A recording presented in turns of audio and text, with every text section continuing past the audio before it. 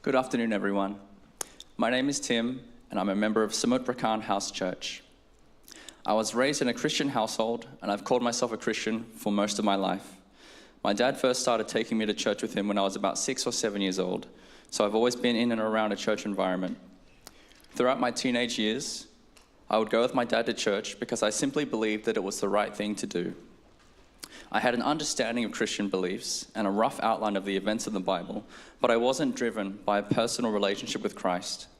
You could say that my dad was Christian and I was just following in my dad's footsteps. While I was at uni, I started attending a church in the city and a Christian social group at UTS called Credo. Some of you might be familiar with that. As I spent time with these groups, I became disappointed by their behavior, and I gradually became disillusioned about my faith. Like a Pharisee, I made judgments of their goodness as Christians, and I decided that I didn't want to be around them. I eventually stopped going to church.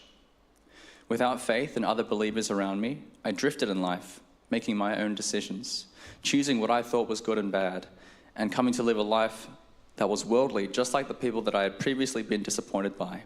Quite ironic. I didn't attend a church service for about 7 years. And then 1.5 years ago, I had an unexpected conversation with my high school friend, Emily. And I mentioned that at my parents' suggestion, I had started reading the Bible again. I was reading through the New Testament. And she jokingly said to me, "Are you looking for a church? Come to mine." And she was joking. She didn't think I'd actually come through. I turned up that Sunday. I started attending house church, and I've been coming to Sydney Crystal Church ever since. I'm currently going through the Living Life Bible study, and I feel like I've learned more in those last few weeks about what it means to be a Christian than I have in many years of attending church. One of the biggest things that I've learned is that because Jesus died for my sins, it means that I am responsible for his death.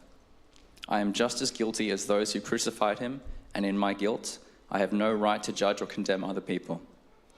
This revelation has been very humbling for me, and I'm now trying to follow Christ's example in loving my neighbors and forgiving others for their mistakes, as Christ has done eternally for me.